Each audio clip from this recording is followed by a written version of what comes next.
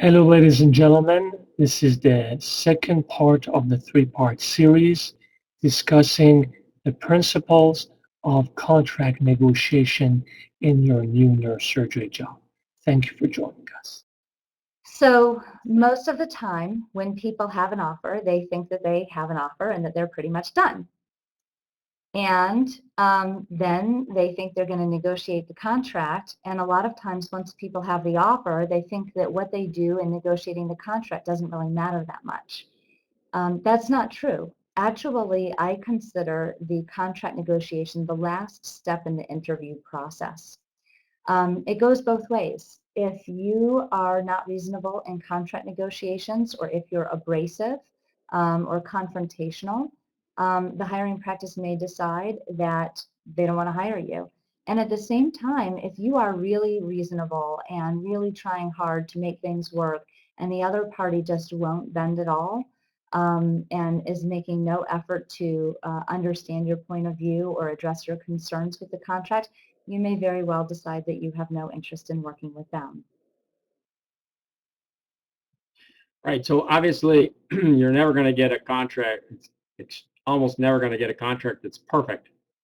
And you have to decide, what are the issues most important to me? What am I not willing to compromise on? And where do I have room to compromise? And that applies to both sides. If there's a practice that has a long track record and all the shareholders have the same contract, it's going to be hard for you to get a different contract and be in that group.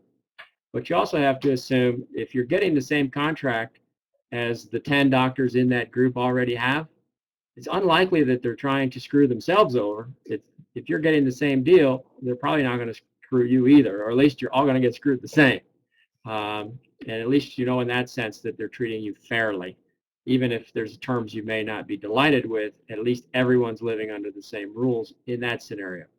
I think in the first 2 years or 3 years before you become a shareholder is when you have the most room for negotiation.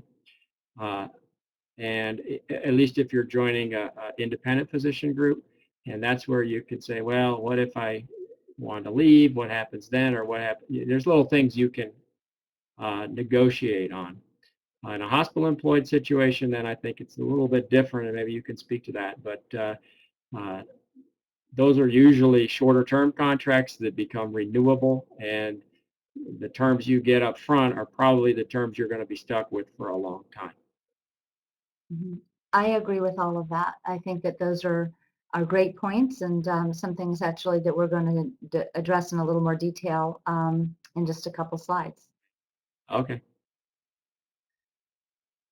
This is an important and interesting point. I think it's especially something that comes up when people are very, very interested in living in a specific location, and they are picking from the best job available in that location, or if people are very interested in the money and they are looking for a contract, a kind of a baseball contract with a real high dollar item.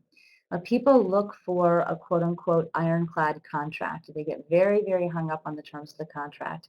And so I would like to ask everybody, true or false, can a contract force people to live up to their promises?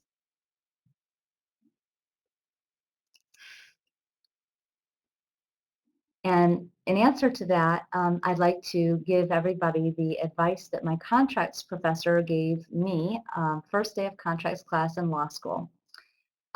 He said the most important thing about any contract is the people on both sides of the agreement.